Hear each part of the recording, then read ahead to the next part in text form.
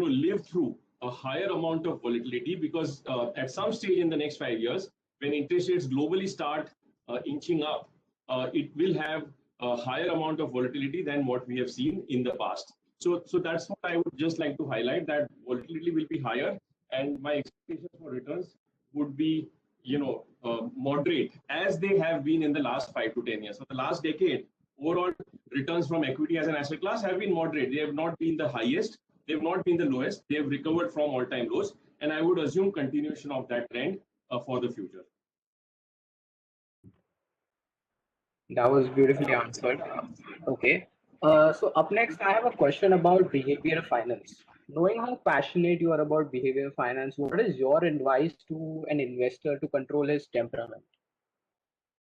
See, honestly, I'm just a student of various, concepts and principles which can help you minimize errors in investing. And if we are able to minimize errors in investing, hopefully we are able to reach our journey of compounding without too many accidents. That is the final objective. Teachers of behavioral finance, writers in this space, practitioners in this space have always said that our thinking framework when it comes to investing is wired in such a way that our default state is to make mistakes. That's the default state, and hence we need to actually operate with an anti-default state, which is not do what would naturally come to us. So what I mean by this is, whenever there is fear, normally as human beings, we either freeze or we flight, which means we run. So likewise, when we encounter fear in any asset class where we are investing, we either freeze from taking right decisions or we run away. But we don't take advantage of a fearful environment which creates higher volatility and perhaps better prices for us to invest. So what I would highlight here is knowledge of some of these behavioral errors that we make as human beings when it comes to our investing. That knowledge can help us minimize our errors. Now, how knowledge alone does not help us minimize our errors. We need to actually then create certain rules or checklists or templates to guide us in that journey, because whenever an event like a volatile environment comes in front of us, either on the upside or on the downside, we go back to our normal state, and at that point in time, having the right rules can help. Now let me give you an example. What does having the right rules mean? In a very simple way, let's just talk of interest rates and equities. So when valuations are high, why are valuations high? Because prices are high. When prices are high, recent returns are also very high. So if we just take the last 9 months to 12 months, almost everything has run up between 70 to 90%. So yesterday, while I was out for a walk and I had gone to my optician, and thankfully in the last 1.5 years or so, he had started with his first ever systematic investment plan in the mutual fund industry. He told me yesterday that this year has been good for me. I have made around 70% return on my portfolio. And that was almost like an anchor of what his expectation from that asset class is, which we all know is not true. An asset class which has ROEs in the range of 10 to 20% over a full cycle cannot generate that type of return for long periods of time. It can be one-off. And it actually was one-off because it came from the March lows and expanded returns and multiples. Now, this is a classic example of being of extrapolating the last 1 year returns, number one. It is a classic example of thinking that I have cracked how to invest in equities because I have earned 70% return and now I can earn it in the future also. So at this point in time, however much I would try to explain to him that these are one-time events, you cannot extrapolate, it does not make sense, because you are sitting on a high, you are sitting on that feeling of euphoria that I'm a first-time investor and I have really cracked it. And here is where having a rule book to for example, we applied through a concept called dynamic asset allocation funds, where without applying human emotion, whenever valuations cross certain threshold boundaries, the overall allocation to equity starts coming down. Likewise, on the other hand, whenever valuations come down and cross threshold boundaries, the equity exposure starts coming up. Let me give you another practical example, and I'll tell you my own personal example. In the month of March, when equity markets were falling, on 23rd March was the all-time low. I remember Nifty price to earning came down to as low as 17 times. Now, I over 20 years, I've generally felt that investing in periods of panic like this always helps, always makes money. But let me tell you what I myself went through. The logic in my mind was that we are still at 17 times and we are seeing a crisis of a different magnitude never seen before, and a crisis like a health crisis which we have never witnessed. Last crisis, most of them, we have also seen price to earning multiples of 11 and 12 times. Can this crisis go and show us the same multiples again? So instead of 17, can we go down to 12 and 11, which is another 20% fall? And my mind tricked me to think that way, that yes, we can see a further fall. So while I had reasonable optimism that from these levels also the next 3 to 5 year returns will be better, but they could still fall another 20% further, and then maybe the cycle will turn. And that was the operating thought in my mind, and that did not make me, that thought did not allow me to increase my equity exposure meaningfully in the month of March and April. So left to myself, I misbehaved because of my biases and my fear. But the dynamic asset allocation fund, left to its own rules, actually increased equity exposure from 50, then gradually to 60, and then 70, and all the way up to 80%, and built up the whole portfolio up to 80%. So the learning of behavioral biases can be applied by applying rules rules and checklists to our investment decision making, and that's how it can benefit us in being a better and a more disciplined investor. Right. Okay. So on the same note, I would like to ask you that while the economy is in the recovery state, do you think like investors' behavior should be more aggressive or more defensive in the coming years? I think the behavior of an investor should be a function of his own response to market cycles, to market volatility, and his own time horizons.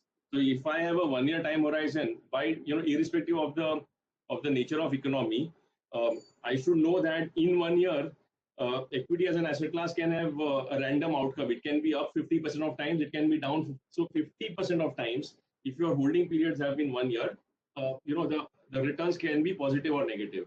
So so it's a function not of the economy, but more of the time horizon that you have. And that should determine how should you deal with your investments in equity, number one. Number two, it is also a function of, what is the risk which is already in the price. So the fact that you and I are discussing about recovery in the economy, it means the whole world knows about it. It means the market also knows about it. And it is hence also the reason why markets are discounting that recovery already in the price. Prices have run up a lot. If you plot the price to book of Nifty over the last 20 years, it operates from a low of 2 times and a high of 6 times. Currently, it's somewhere around 4.5 times. So a lot of good news has got baked in the valuations. If you just look at price to earnings, it ranges from 10 times to 30 times. Still last year, it used to be 10 times to 30 times. Thanks to COVID-led earnings erosion and hence suppression of the denominator, and thanks to COVID-led stimulus and excess liquidity and a significant upside in the price to earning has gone to 40 times. It's a one-off, temporary phase. But just remember, we are on the higher side on the valuation boundary. So most of the good news that we are expecting is also in the price. So my view, if you ask me, my personal portfolio allocation is 65-35. And I would, like to keep it that way, keeping in mind that some amount of fixed income, some amount of other diversification in other asset classes is always useful whenever you are towards the higher range of valuations. And generally from these range of valuations, when you look at the next 3 and 5 years, the asset class returns are, reasonably moderate. They are not very aggressive. So when future expected returns are likely to be moderate, I would also like to keep my asset allocation moderate or balanced and not very aggressive. Now, in this allocation, how much of an importance do you give towards having cash in hand? So I think, see, Abhimanyu, most of the questions are all, I would say individual and personal in nature, and a single answer will not do justice, because if we have 88 participants here, it means there should be 88 unique investment allocation, because each one's appetite, understanding, time horizons, ability to live through fluctuations is different. I am a conservative investor, so I have 35% to relatively low risk assets. For me, that is cash for me. So I invest extensively in short term bond funds, which I've been investing for the last 15, 16 years. So every rupee of that short term bond fund for me is cash, because I can take that money out in one working day. And typically, short term bond funds do not have significant capital risk. So even if interest rates were to rise, the return still will be higher than what a savings account at 3% could give me. So for me, my fixed income exposure is my proxy to cash. And I have enough investors who are more successful than me, who are at 80-85% invested in equity and have a much smaller amount in fixed income or in cash, because they believe that I'm 7 years, and I think even a 15-20% temporary cash. So it's a function of life cycle, lifestyle, and dimensions like that. I, for example, have been living in a rented house for the last 13 years now, and in the lockdown, I've realized that what is actually a good home look like. What should it look like? And that's when I realized that maybe I should have a house of my own. So I have kept still some money, some capital aside, that in the next few months, if I were to better price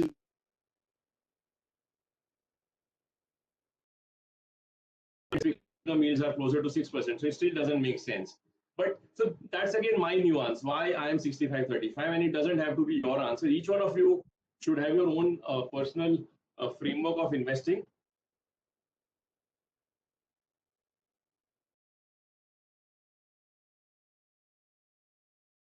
If it's 70-65, I've marginally kept it lower, because a lot of run-up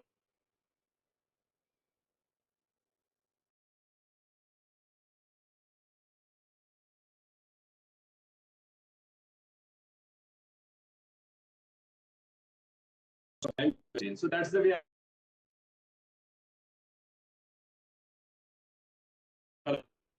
Audible? Hello.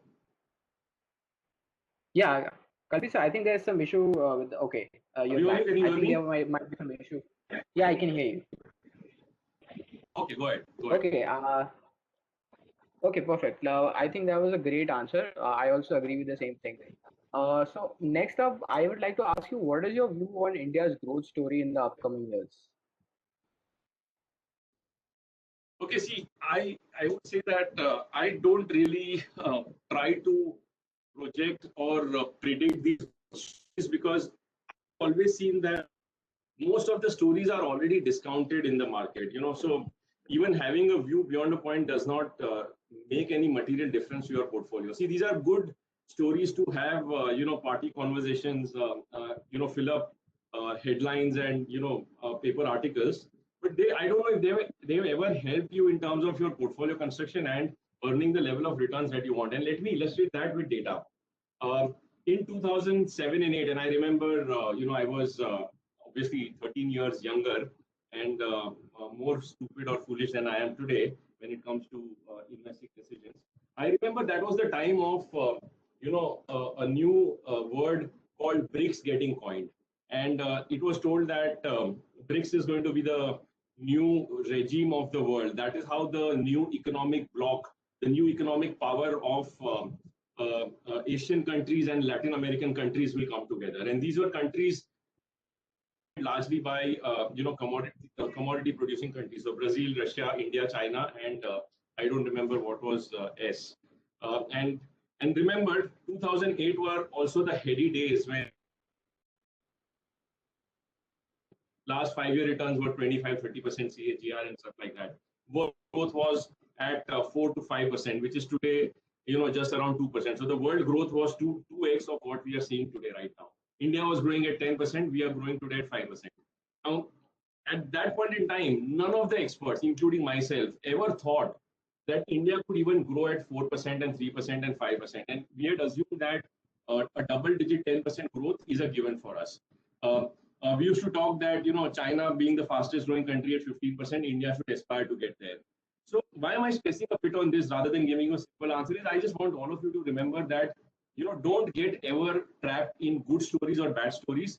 Constantly keep asking this question that how much of that story is already discounted and the market knows about it. And if the market already knows about it, then, beyond a point, it does not make sense. So is it priced in or not priced in is more important.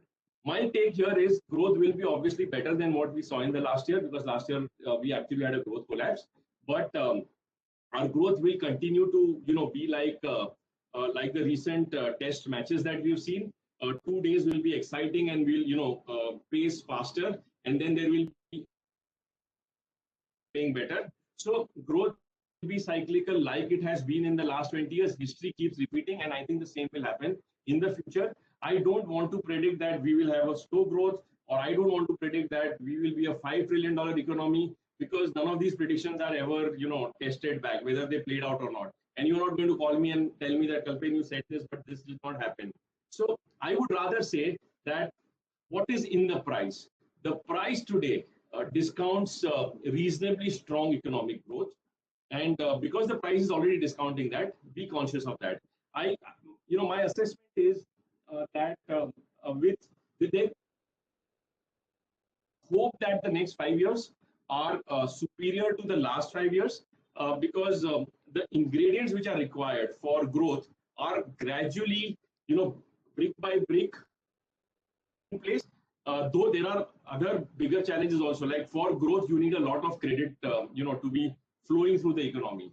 So today, most of the credit is not going to companies which need capital, but it is all lying at 3% in the interbank market. That is reflecting in large amount of liquidity. So till the time the credit cycle does not pick up, growth will take its time to show. But I think the ingredients are gradually being put in place for the next 5 years to be better than the last 5 years. But I don't see at this point in time visibility of growth rates of 8 to 10% on a sustained basis, as we have seen in the first decade of this century. So I would say it will be, a gradual journey of recovery for us. And as investors, we should constantly keep asking, is this growth in the price of the asset class? If yes, ignore it. If no, take advantage of it. What I mean by this is, if valuations are cheap, increase equity exposure. If interest rates have risen a lot, increase fixed income exposure and take advantage of higher interest rates, and keep calibrating. And at the same time, we are not, today we have the opportunity to invest all over the world, not just in one asset class. So keep some room for global diversification also, because a lot of companies and sectors are not available to us as investors in India. Take advantage of some of these sectors globally, which are either more promising or relatively cheaper than the valuations that a lot of good quality companies today in India get. So diversify your portfolio beyond India. Have a mix of Indian stocks, Indian bonds, and global stocks in your portfolio.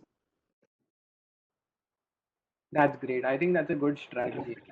So I have few questions regarding DSP mutual fund. So I have read a lot of times that DSP mutual fund is process driven. What exactly do you mean by this? Okay, that's a very, very good question. It is fashionable to say that DSP is process driven or we are process driven, right? Because as in mutual funds, we are, it's not a virtue if we say we are process driven. We are mandated, and it is our responsibility. Let me just try and explain this to you. See, process means a method to the madness, a style of doing certain things. A lot of investors, and many times investors actually, to be honest, don't ask this question that what is your investment process, or does it really matter or not matter? Because at the end of the day, it is only finally the returns that our investors eventually look for. But what we attempt here is process means we should know what we are doing and why we are doing, and we should be able to explain that to you so that you are aligned to our way of investing. And we have different styles of investing. So for example, in our entire platform today, if we have 12 equity funds, they are across 3 different styles. One group is a style which focuses on companies with very high return on equity, companies with 2 to 3 times of growth rate than rest of the industry or the economy, companies with very high cash flows, very solid managements and stuff like that. But these companies are also obviously very expensive. So this is the growth and quality style of investing. Then we have another bucket which says that we will look for good quality companies, but in industries which are not very popular right now, not very fashionable, going through a poor cycle, and hence these companies are not fancies of the market. They are not very popular. So that will be the second group of investing, which we, traditionally everyone calls it value investing. And then there is a third bucket, which is a blend of these two. So these are the three buckets that we have at DSP, and there are different managers managing each of these styles. And these managers also have similar temperament. In one of the bucket, the fund manager actually looks, he buys companies and is willing to wait for 5 to 8 years to get the desired level of return. So the portfolio turnover is low. On the other extreme, there is another fund manager who typically churns his portfolio once every 12 to 18 months because he believes that stocks are running up very fast, and if stocks are crossing their threshold valuation, I should get out of it fast. So that's again a more opportunity turnover style. So we have created different styles, and then when we say we are process driven, we actually are able to transparently convey to you that whatever we are saying is actually falling in place. That's number one. The second part of being process driven is what is the method to madness that we bring to the table. So when we say that this style will largely mirror quality and growth businesses, what is the checklist? So is it just my view? So let's say Kalpit and Abhimanyu, these are the two portfolio managers, and both of us are managing the same style. Will we buy the same stocks, or will we still buy different stocks? If we are going to buy different stocks, then there's a lot of human intervention which is coming into play. Versus that, if we largely buy similar stocks, then you can say process is coming into play. We believe this business is a combination of art and science. Rules and human beings both matter. Experience and evidence, or rather, I would say, a method and experience or intuition combination is what is required to be successful in navigating asset classes. So at DSP, you'll actually get a checklist of what we do in each of our fund. What are the do's and don'ts? What type of companies most likely will never be a part of the portfolio? So we have a large team of around 16 people in the investment function on the equity side, another 8 on the fixed income side. If you ask us, show us your process, documented process, I will be able to put in front of you a 10-page document, which will tell you what are the do's and don'ts, what are the variables that we look for when we make our investment decisions.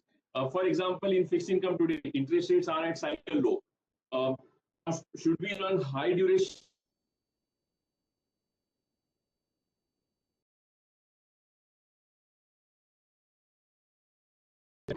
judgment, or is it coming from a checklist? So we have significant focus on checklists, which are constantly tested. We keep testing them in our laboratory and validating that do they work, do they not work, and then we apply that at work, and then we very transparently communicate that to our entire universe of investors and prospective investors. And that's what I mean by this statement called we are process driven. And I think all organizations intent, they have that intent to be process driven. The difference could be in the approach to that process, in terms of what do we give more importance and less importance to. And that's what I meant by saying that we are process driven.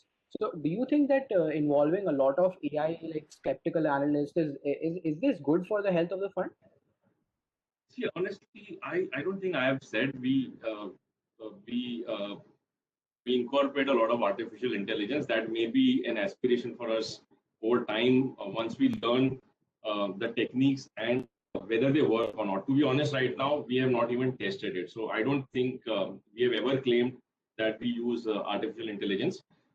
You mentioned another word called skeptical analyst. That's a very fundamental role. The role of a skeptical analyst is to again curb the human generally liking the company that today, if I am an analyst, banks and NBFCs, and I've put a lot of hard work and effort in meeting the management, doing my research over the last 5-7 years, understanding trends and stuff like that. Biases for a certain company. Likewise, the auto analyst will have a bias for company that he likes. Likewise, the consumer analyst and the healthcare analyst and the IT analyst will have, and which is fine. We are okay with these biases because we also want our analysts to express their judgment through their experience.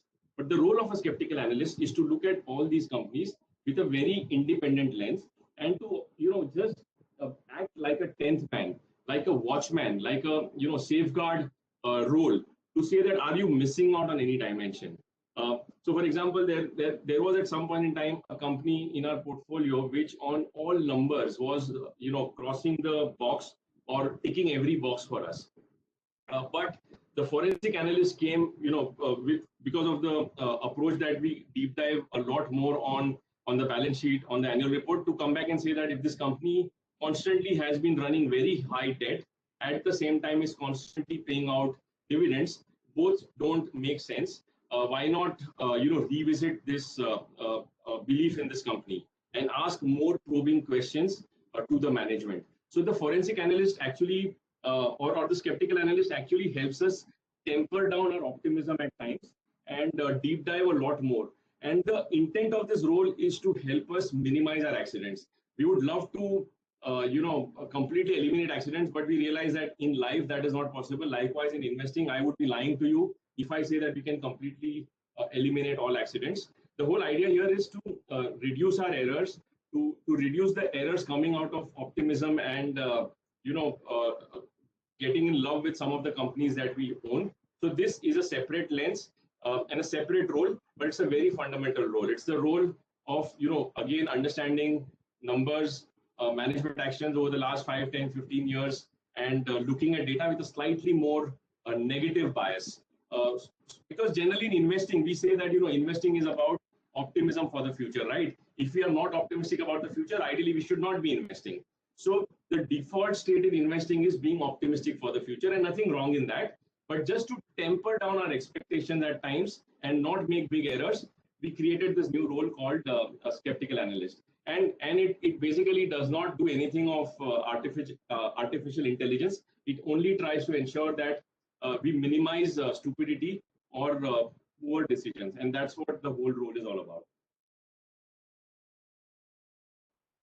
Okay, now I understand that. Okay, so I believe you said that there are like a few fund managers who are willing to hold certain stocks for even more than 8 years. So do you think this is more of a conservative approach in raising money?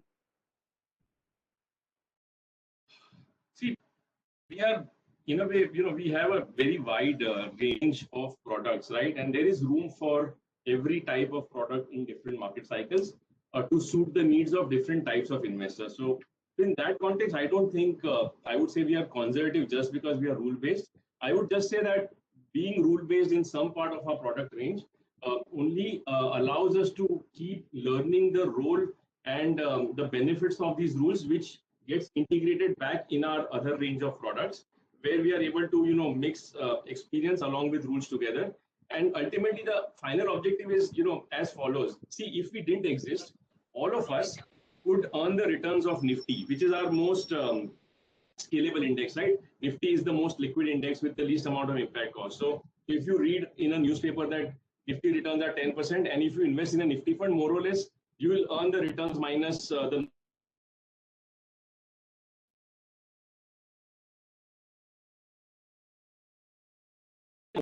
able to help you generate returns superior to Nifty over a market cycle of 5 to 7 years. And to achieve that, we need good judgment skills, which the human being brings to the table, but we also need good rules which curb some of the decision errors that we make because of our biases. So what I meant at the beginning of the session, that we need to curb our biases, we need to minimize the biases which go against us, and that's where we introduce concepts like rules of investing. So to give you an example, let me take an example of our small and mid cap funds. Collectively, we manage around, let's say, $2 billion in this category. Now, a lot of small and mid cap companies, while they grow very fast in some market cycles, but there are also a lot of accidents which happen in small and mid cap companies because either balance sheets are opaque, managements don't talk to you often, you don't get research, institutional research is limited.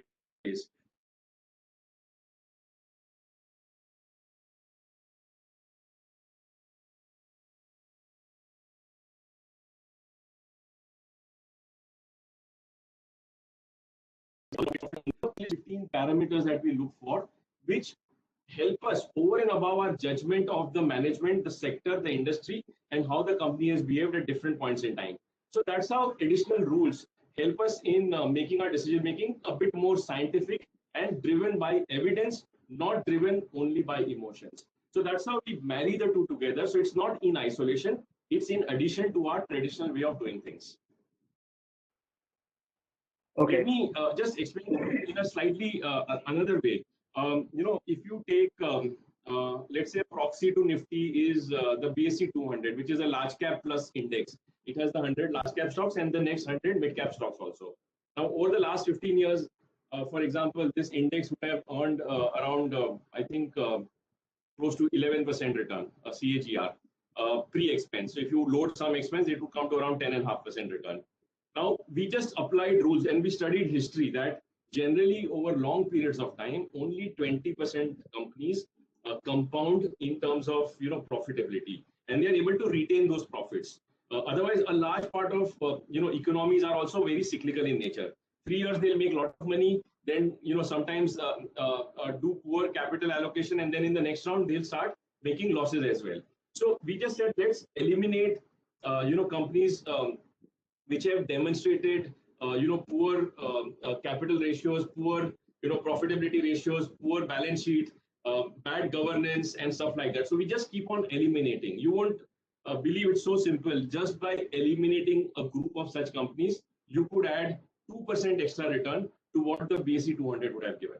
So even without human intervention, just by creating good rules and sticking to those rules in good and bad times together helps in generating either same returns as the market at lower risk or better returns than the market for similar risk. Now, what is critical here is that such rules in the long term truly work for us, but in the short term can also not work for us. For example, this year, from the March lows till now, most of the returns, the winners have been the ones which are inferior ROEs, or some of them are even loss-making companies with very large leverage, which have announced that we are likely to reduce our debt over the next 3 years. Such companies have done very well. So a lot of companies, so we call it the elimination basket. So whatever was our elimination basket, which worked for us for the last 16 years, last 9 months has not worked for us.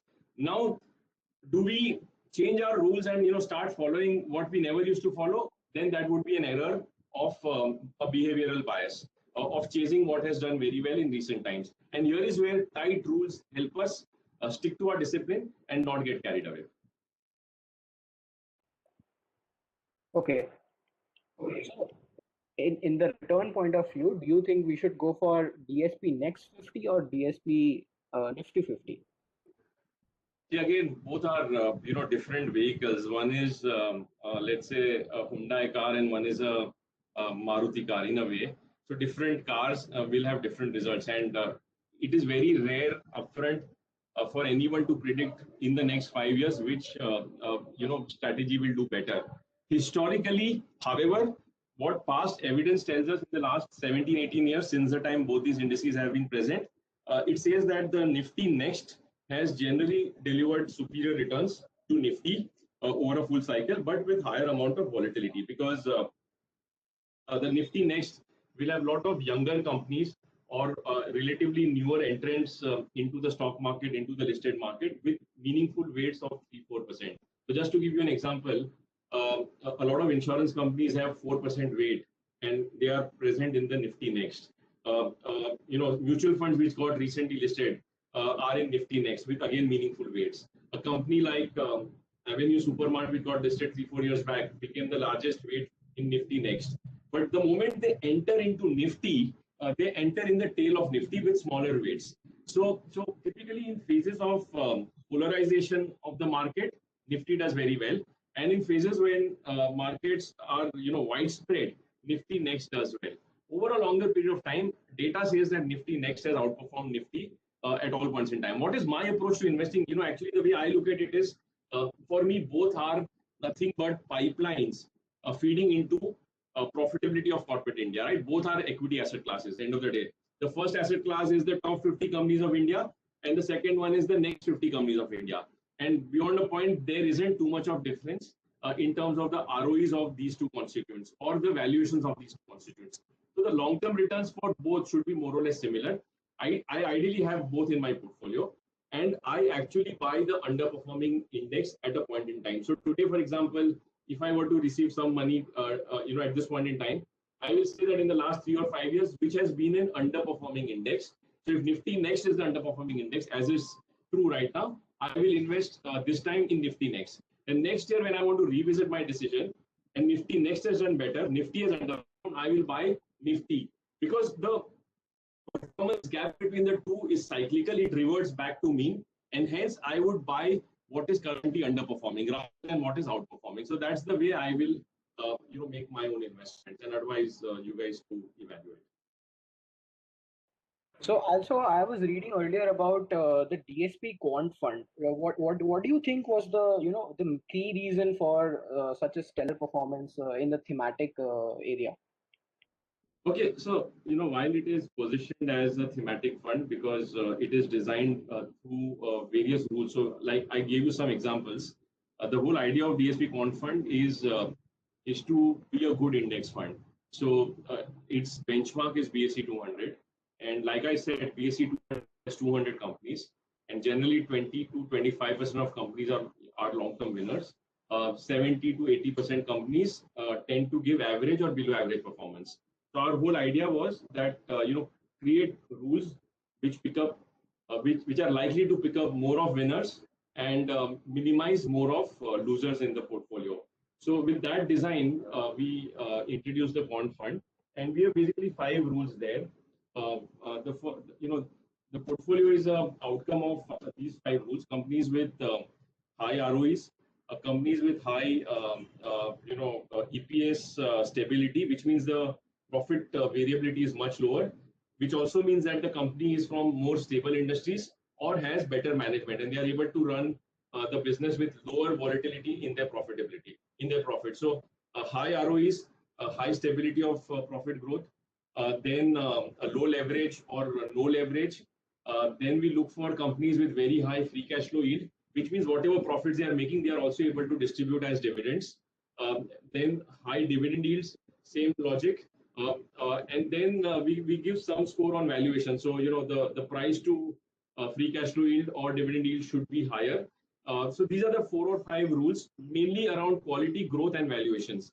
And then and before we do all of this, we eliminate all companies which have either governance issues or where their books don't look clean, or where companies stock price has very high amount of volatility, which means the beta is very high, or companies with very large amount of debt. These companies may actually win in the next round. They may be reducing debt and actually turn out to be winners in the next 3 to 5 years. But the quant fund stays away from all companies where inherent business has volatility or balance sheets have volatility. And that was the whole design of the quant fund, and we stick to it. We don't apply our mind beyond these rules then to take a view that, okay, now next year IT will look good, or pharma will look good, or telecom will look good. We don't apply any of those. We just strictly follow the checklist as I highlighted a few minutes back, and we keep repeating that every 6 months. We don't churn the portfolio. Only once in 6 months we apply these rules. We score every company, and companies with the top 50, the top 50 companies in terms of rank becomes a part of the portfolio. So that's the simple design. Ultimately, I think it's not about the quant fund doing very well. It's about discipline doing very well. So it is, an outcome of, like I highlighted, the benefit of rules. And generally, in the long run, it wins. But let me qualify by saying it can have temporary periods of underperformance, like last 9 months. If rest of the market is up 90%, this portfolio would have gone up by only 78%, so almost 12% underperformance, because many companies with a lot of leverage, which have done very well in the last few months, are not a part of this portfolio. So I think that's the design of the quant fund. Okay, that makes sense. Okay, earlier you had mentioned that there was one fund which looks at specifically the businesses which are being ignored. Which businesses do you think are being put into that basket which are being ignored, but they might have a potential upside? So we basically in this round, if you see in the last decade, what has really done well, till 2018, banks and NBFCs did very well. Then most consumer companies have done very well. Till 2017-18, even auto companies did very well. And then in the last 2 years, we have seen technology and healthcare companies do very well. One segment which has been, completely devoid of profit growth or even market cap growth in the last decade has been the segment of natural resources and commodities. World over, commodity prices have been trending downwards, and more so in the last 9 months when we had lockdowns everywhere. So metal prices had come down, oil prices had come down. We witnessed an environment where, for brief a number of hours, oil prices turned negative as well. So that is a segment, we call it natural resources and new energy. So this is a fund which largely invests in metal companies, in gas companies which are making gas, energy, oil, and some amount of exposure globally to companies which are in the space of renewable energy or a lot of new sources of energy, not the traditional sources of energy. So around 80% of the portfolio is in traditional energy and mining companies, and 20% of the portfolio is in companies which are coming up with cutting edge technologies which support the new energy, sustainable energy revolution that is playing out in the world and is likely to be a very long-term structural trend. So that's the design of a fund. And 80% of the portfolio is what till at least few months back was not very popular, because if you today also look at Nifty, I think Nifty does not have any metal stock, or maybe only one. I think Nifty doesn't have any metal stock. Even Tata Steel is perhaps outside that. So that's what we meant by businesses which are out of fashion right now and which are highly underowned. So if you take most of these metals and energy companies, they have very small weights in indices world over, including in India. So most portfolios are underweight these sectors. The sectors are going through their own industry down cycle, and their underlying commodities are also at price lows. However, this was the theme 4 months back when we introduced the idea. Today, oil prices have run up significantly. We are seeing $60 per barrel. Prices have actually gone up, and we'll have to wait and watch how the next 2-3 years really play out. Steel prices have also run up, and some of these stocks have started showing superior returns, but they are deeply cyclical. They have very high amount of volatility. So only investors who understand this volatility and can absorb this should evaluate ideas like this. This is not meant for every investor. It's only meant for investors who can time these type of themes or can have good advisors who can guide them on such decisions. Right. I see some people also asking about your thoughts on steel cycle and valuations of steel companies. Yeah. But I think okay, so I think you've already answered that.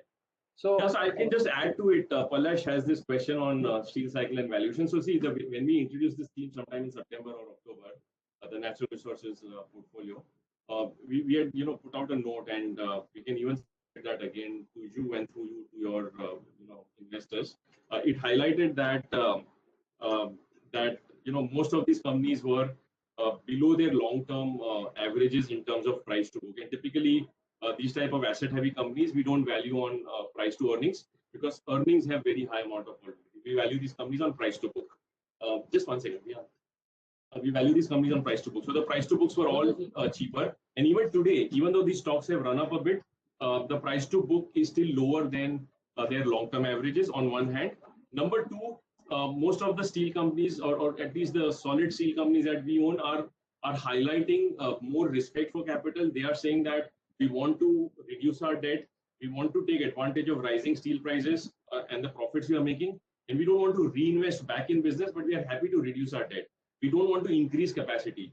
Now, this is very good for existing shareholders, because when companies don't reinvest in excess capacity, especially when we are still not clear about global growth, about existing capacities and excess capacity which is lying idle, these companies are saying we want to consolidate and strengthen our balance sheets, reduce our debt significantly, return back whatever cash we are earning, we want to repay our debt. So that means you're strengthening your balance sheet, and whatever debt is there in your enterprise value, if that comes down, that over time goes into market cap.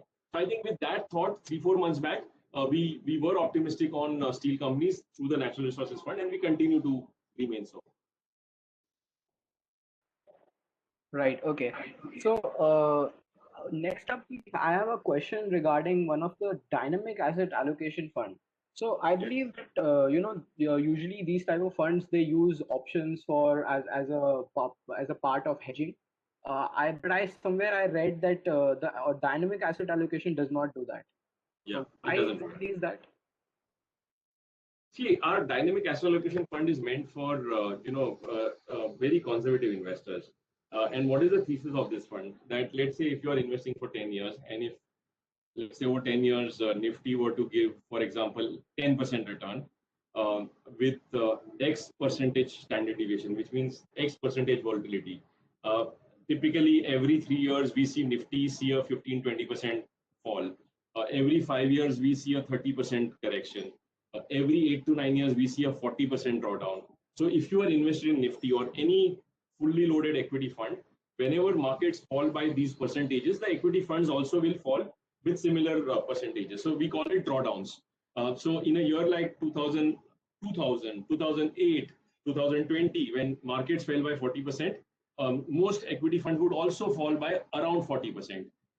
Now, these type of sharp price corrections can unnerve and derail conservative investors who cannot understand or accept such sharp price fluctuations. And for such investors, we have designed the dynamic asset allocation fund, which operates with a very simple philosophy. When valuations are in the higher extremes of its own range in the last 20 years, it will reduce equity risk. It will cut equity by selling stocks and buying bonds, or by selling stock futures and hedging the portfolio.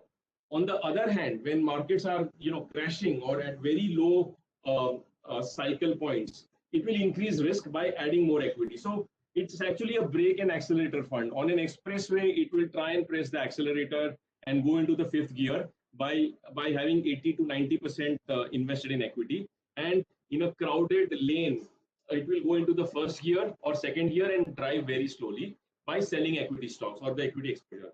So its long-term return expectation is, we would be happy if it is able to deliver long-term returns similar to equity, but with lower amount of volatility. So in the month of March 2020, when stocks were down 40%, our dynamic asset allocation funds NAV was down around 15%. And not just our DAF, but most of the funds in this category fell less than half of the market fall. And that is what comforts a lot of investors who are conservative, who don't need this type of volatility. And that's why we don't really try and add too many complex ideas in it. It's a very simple fund. It's also a fund meant for first-time investors. It's also a fund meant for such markets where valuations are very high. So as we speak today, the equity exposure is around 30%. It can go up to 90, but currently it's 30. It will wait and watch for valuations to stabilize, to normalize, or earnings growth to really pick up and sustain for a brief period of time before it starts increasing its equity exposure. So being a conservative fund, we don't try too many complex strategies in this portfolio. Okay, that makes sense. Okay, I think I don't have any other specific question for you, but I think we can open the Q&A for the public to ask. So I see Yeah, a please. lot of people asking their questions. So very first question which I see is from Mr. Sanghu. He says that recently we have observed that stocks make huge moves in 1 to 2 days, mostly upside. This makes SIP a bit ineffective. In your experience, is there a better way of investing if you still want to invest gradually? Okay, so my response here is again function of are you able to capture these type of moves on your own in advance, or is it always in hindsight that we look at it? See, there are no doubt stocks which move up by 10 or 15%. Generally, in every market cycle, 10% of times when markets are in that last leg of upcycle, you see a lot of small companies which have low free float. They demonstrate such a sharp move. You will not see big stocks, stable companies, moving up by 10 or 12% on a single day. You typically see small companies. And more often, my observation has been that not all these companies are the best of companies where I would like to put my hard-earned money. Some of them may not be even companies worth owning. It's just a random, trend in the market that these stocks run up a lot. Personally, my approach would be when markets are very low, invest through lump sum and put more money. Low means low on valuations. That's my framework. Okay, and I would not say that you should blindly follow my framework. You should do your own homework. You should have your own advisors. But my framework is when markets are low, when we are going through negative environment in terms of headlines, in terms of prices, I'm more comfortable putting in more money. And when markets are very frothy, when everything looks rosy, when last 1 year, 2 year returns look very high, I prefer staggering my investments. I prefer SIP. For example, I have largely invested only in at DSP we have a rule of investing only in our own funds, because when I preach to all of you should invest in DSP funds, I can't go and invest elsewhere. So we don't buy stocks directly. We are by regulation, by our internal regulation, mandated only to invest in mutual funds. Now, having done that, almost till around 9 months back, all my money was in mutual funds, investing in Indian stocks, and I wanted to start investing in funds which are investing in US stocks. So we have a fund called DSP US Flexible Equity Fund, and it basically invests in companies like Amazon, Apple, Berkshire Hathaway, then American Express, and the lot of stable, solid companies in the world outside. But I felt that all these companies are sitting on 10-year highs, and while they were recovering after COVID, but they were all at 10-year highs. I didn't want to put my money one time. So in that fund, I'm doing a monthly SIP. So every month from my salary, around whatever I save, around 30% of that goes into that fund. Number one. Number two, I also wanted to invest in our small cap fund. For example, in the last 5 years, I had stayed away from small caps because they were already very frothy since 2017-18, and then the correction started. And April is when they actually saw their all-time low. So in April, again, I didn't have the courage to put a lot of money one time, so I started an SIP. So personally, I am a believer of SIP because while it is a bit ineffective, as you rightly said, in not capturing such sharp upsides, but remember, such stocks also have sharp downsides. So there will be a phase when these stocks will also fall 5 and 10 and 15% on a single day. At that point in time, an SIP will show its effectiveness or value to you, because you will have more money, getting deployed when NAVs keep coming down. So SIPs really show its value in declining NAVs or falling markets. They don't look very effective in rising markets. But like I said, it's very difficult to predict that next 1 year, in the next 12 months, will markets be rising upwards or downwards. Very difficult to predict in advance. And that's why SIPs are a middle path. They are not the best solution, but they are better than 90% of solutions which are the worst solutions.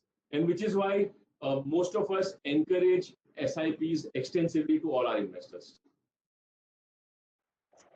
Definitely, for especially for passive investors who don't have the enough time to do all this research.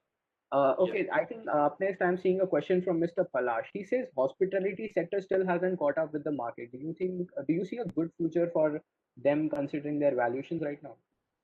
I think the sector itself is not very large. If you look at the overall market cap of select companies in the hospitality sector, and clubbing, hotels, and airlines, let's say together in this space, and they have corrected first when lockdowns happened, but they also started running up fast whenever news flow of unlock started coming in. But remember, most of these companies are loaded with debt, and that is the biggest challenge for this sector. So in our portfolios, even if we have some of these hospitality companies, they are very small or very, very tactical. We don't own them as a part of our core portfolio, because generally, when one of the questions that you asked, what's your process? In our process, we generally have more bias for companies which do not need too much of capital to run their business. And the hospitality sector in India, even today, needs a lot of capital to run its business. So you have to time these sectors very well. I believe a lot of them have run up again, and you'll have to wait and watch how the economy really opens up and stabilizes. Is this, recent turnaround more of one time, or is it likely to last longer? Wait and watch before. And I personally don't. I'm not mandated to give advice on stocks or sectors as part of my regulation. But our own portfolios, if you look at it, they would look at the sector in a tactical way, not as a strategic sector. Okay, I think that makes sense to me as well. So up next, we have a question from Mr. Mayank. He says that there are so many mutual funds in the market nowadays. What are the pointers one needs to look at to find the exact mutual fund for him? It's like this. My mother wanted to buy, and she still wants to buy a mobile, and I get time only on weekends to take her to a shop and decide. But twice when I've gone there, I've come back confused because there are so many mobile instruments with so many configurations, and the same is true for our industry as well. I don't have a simple answer. I could have told you, some talking points and told you that all DSP funds are the best funds, and I personally believe in that. But I would rather say find a good advisor who can really understand your time horizon, your cash flows, your response to volatility, and then get him to design a portfolio. Otherwise you will be lost in trying to make sense out of 800 schemes. The industry offers you great choice today. Because of this great choice, there is a lot of competition, and you're getting mutual funds at reasonable costs. My preference generally is I prefer when markets are very high, dynamic asset allocation funds. When markets are very low, I prefer small cap funds and flexi cap funds. So these are the two, broad pillars for my investments. And then I have some layering of international funds. I have some layering of passive funds like Nifty and Nifty Next. Globally, data says that 90% fund managers will not be able to beat benchmarks. And if that were to play out in India, and many people believe that that will play out in India, it will make many people like me less relevant. So I hope it does not play out. But you never know. You never know. That in the future we may not be able to beat indices like Nifty or Nifty Next. So have some exposure in these two also, and then build something around that. So let your core be passive funds and rule-based funds, and then some exposure to flexi cap and asset allocation funds, because markets are also expensive right now. And some slice should go to international funds, depending on how much money you have at disposal. But I would genuinely advise you, I'm not the best person to tell you how to build your portfolio. I'm a manufacturer, end of the day. I'm not an advisor. I'm not a wealth manager. So one, my advice will be biased, and it will not be complete, because I don't know the reality that you have. And hence, I'm sorry, I'm not able to give you a very clear answer to this. I like this question from Mr. Prabjeet. He says that how do you judge the sector is in trend for a few years and it might outperform other sectors? He says he's giving an example of recently pharma sector. Right. I'll tell you how did we, think about the pharma sector, and I'll tell you two things that we did. We actually we launched our healthcare fund in 2018 towards the end, just around 2 years back, almost at a cycle. So generally, our approach to thematic products or sectors is first of all we look at, does the sector have quality ROE in it? Can the sector companies in that sector run without a lot of capital, or they need a lot of capital? So when you look at infrastructure type of sectors, it needs a lot of capital. It also means you have to deal with a lot of regulatory, trends, and projecting regulations is not very easy. So then you give a slightly lower score to sectors which need more capital, which have higher amount of price fluctuations of its underlying commodity, which has less pricing power. So such sectors get a low score. And then you look at, on the other hand, sectors which are less immune to regulation, which have higher amount of predictability, which have lower need for either working capital or hardcore plant and machinery, or large amount of capital expenditure every year. So consumers will typically come in that space. So you have these two extremes now, and then the third dimension that you bring here is how much of this is in the price, which is the dimension of valuations, that what value should you play. So if you want to play sectors with a lower score, ideally you should play them when they are in their down cycle, when their last 3 to 5 year returns are either poor or negative. Their exposure in Nifty also has come down. So when we looked at the healthcare fund that we launched in November 2018, we looked at, in its past glory days, some of the healthcare stocks were actually in the top 10 in Nifty. And the total weight of healthcare stocks at its peak was around 10 or 11% in the benchmark. But 2 years back, it had gone down to 3%, which means the sector was completely out of flavor. And then we looked at the ROEs of that sector. They were also declining and at a cycle low. And then we asked this question that, are they likely to sustain there, or reversion to mean will happen? In every sector, reversion to mean happens. Nature has cycles. Likewise, sectors have cycles. Stock markets and asset classes have cycles. So our thesis was that the healthcare sector in 2018 was at a 4-year low in terms of profitability, in terms of return on equity, but the other ingredients were favorable, which is, the sector generally did not need too much of capital. It does not have leverage. Most companies don't have leverage on their books. The regulatory pressure, the global, the FDA inspection pressure was gradually coming down. Another big pressure for the sector was large part of their, drugs which were in the export market, they were facing intense price competition. So that competition was also receding. So we felt that the environment is not improving but stabilizing, but the prices have corrected a lot more, and almost no one is talking about it. It is out of fashion, so it seems to be a good time to put it together. So we put out a fund together and launched it. For the first 6 months, it continued to underperform, continued to earn poor returns and rest of the market, and then it started turning up because gradually one after the other companies started showing better results than market expectation. The stock started getting re-rated. And then sometime, 6 months later, or I think 9 months later, COVID happened. And when COVID happened, suddenly the sector became very popular. So that was luck. We could not have designed for COVID, but we could design for other variables. So apply the same principle in other sectors. So Vivek has a question in terms of view on banks and financial sector. It was completely the opposite. In 2018, the largest weight in the all benchmark in Nifty was banks and NBFCs. In 2018, the highest multiple in terms of sectoral multiple apart from consumers was again banks and NBFCs. There were so many banks and NBFCs, expanding and fragmenting the industry. So generally, when more players come in a certain sector, competition in the future is likely to intensify, and profitability over time would come down. But in 2017 and 18, people were also excited to launch, banking funds or promote banking funds very extensively.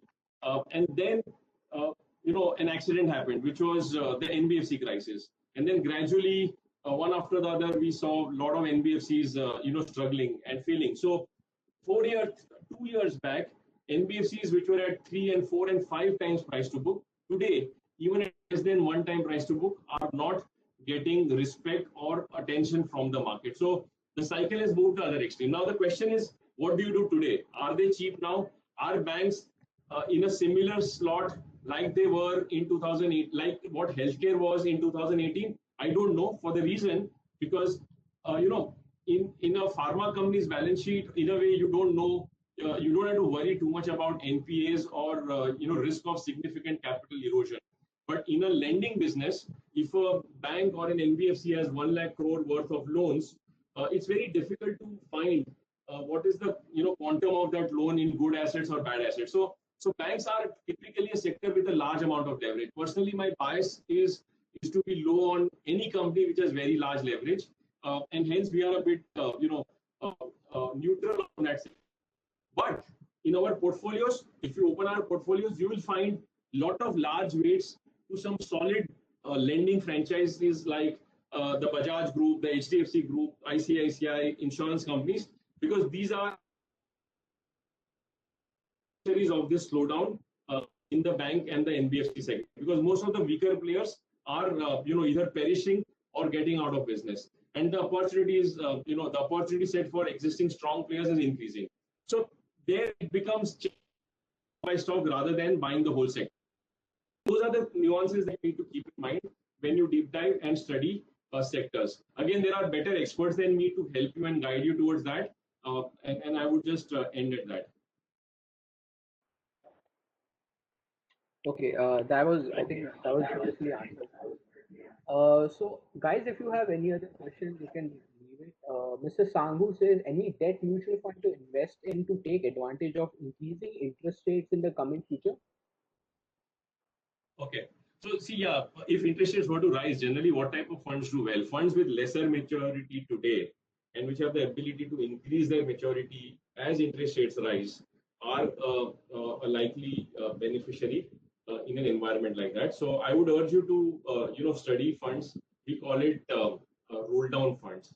From DSP's bouquet, we have a fund called DSP Corporate Bond Fund, which currently has around 14 months of average maturity, and it will tend to zero in the next 14 months.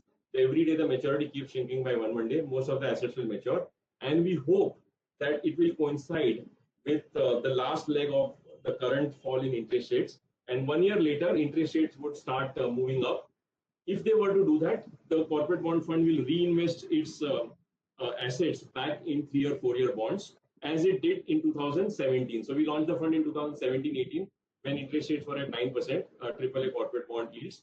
Today they've come down to 5%. So the maturity has slided down, and it will continue to slide down for the next 6-8 months, and then it will slide up. So I would, my bias would be for either roll down funds like this or actively manage short term funds. I'm just giving you two categories. You should study them, deep dive them, and then make your investment decision. Okay. Yeah, we have another question from Mr. Vivek. What is your view on structured debt products? No view, not an expert, so I have no idea. See, fixed income also, the taxation is not, a lot of these structured debt products don't have efficient taxation. Simple fixed income products, after 3 years, the entire capital gains has advantage or benefit of indexation. So effectively, if you invest in a fixed income fund for more than 3 years, the effective tax rates can be as low as 5 or 10%. So if let's say you earn a 6% return gross, the tax you need to pay is only 10% of that six. So your returns are highly tax efficient. But structured products, I'm not an expert. Generally, my bias is to be away from products which I don't understand, or which are either not tax efficient, or which have very high embedded fees or cost in it, and hence I stay away from them. But it doesn't mean all structured products are bad. But at large, I prefer simpler products in my portfolio, and that is what I try and execute. There's a Okay. question on active or passive. I don't know who has asked that question. It says RM. So I would just put one advice. Typically, there is always a debate on active or passive, value or growth, expensive or cheap. Whenever the word "or" becomes a part of the narrative, it actually creates a nice debate, but is not really helpful to your portfolio. So try and avoid the word "or." It should always be active. Uh,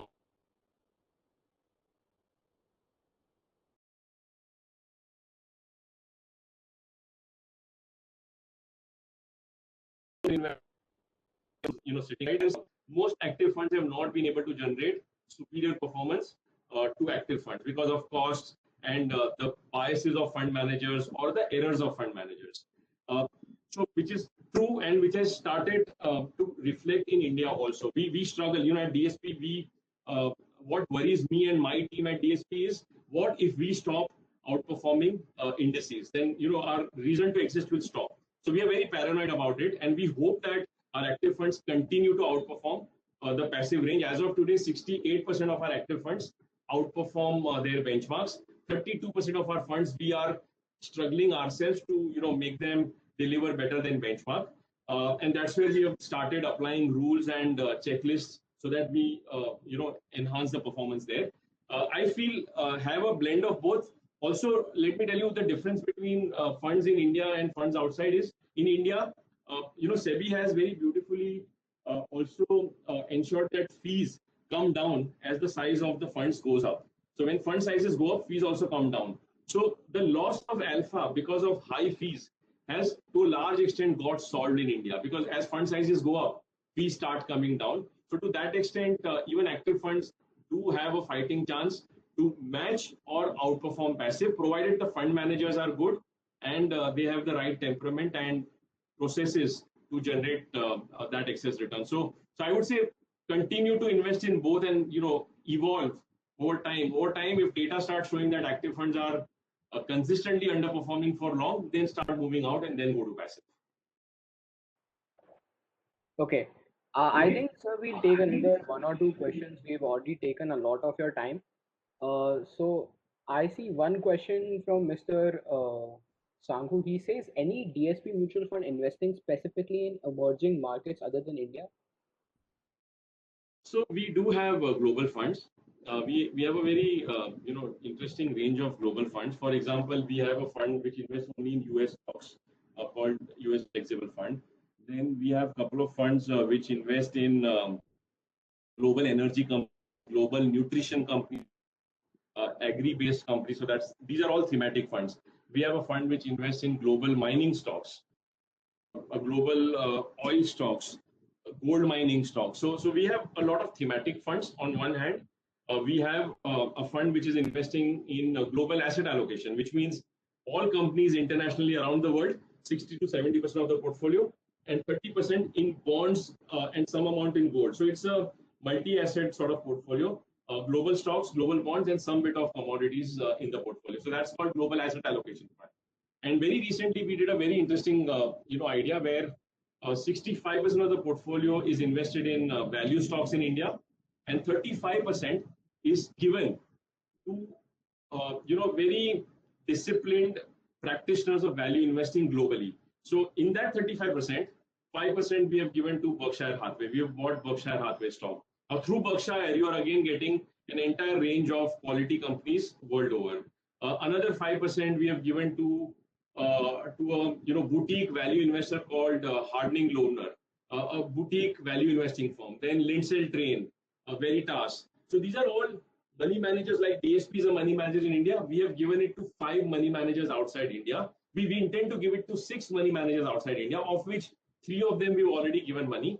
3 more will follow in the next couple of weeks. So 1/3 of your portfolio will get exposed to global stocks around the world across sectors, and 2/3 will be in Indian companies. Through this structure, the benefit of this structure is that taxation of this product is similar to an equity product.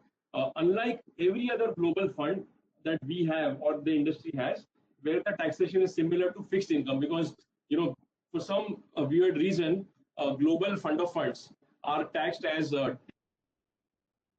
whereas these 65-35 products are taxed as equity products. So these are the solutions that we have for you to explore if you want to add geographical diversification to your portfolios. Okay. So one final question which I have for you is, what is your one advice you would like to give to novice investors, and one learning which you would like to share from your biggest mistake? It's not easy to give an answer in one learning alone or one mistake alone, but I would say that be greedy when everything is fearful, and so be fearless when the rest of the market is extremely scared, which means be more aggressive in phases of panic, and be more cautious and anxious in phases of euphoria. Don't chase past returns, because past returns and future returns are not similar. Normally, they are inversely proportional to each other in volatile asset classes like equity. Keep your expectations reasonable. Try to be a better investor rather than searching for 5-star funds or best performing funds. There is no concept called best performing funds. Aim to be best investors is a learning I have had over time. This does not, I'm not trying to take away the responsibility of managing our funds better. But the idea is to say that funds will have cycles. But as investors, if you aim to enhance your investing principles, your rules, your discipline, you will see better results on your portfolio. Diversify and be a long-term investor. Investing and long-term go hand in hand. Long-term means invest for decades, not for months or years. Invest for really long periods of time, because that's when really wealth creation happens. And lastly, when markets are very expensive, keep your portfolio safe. When markets are very cheap, make your portfolios very aggressive. So that, I think, will help you a lot. Accept that with humility. Don't try to think we are superheroes. We may be great cricketers, we may be great engineers, we may be great doctors, but that does not mean we are the best investors unless we really devote time to this discipline and this field. There is no downside in identifying genuinely good advisors or distributors who can help you in making a good portfolio and help you yourself learn better techniques of investing. I think I gave a very long answer. Sorry for that. No, that was perfectly answered. I think it was great. So I think with that we can end the event.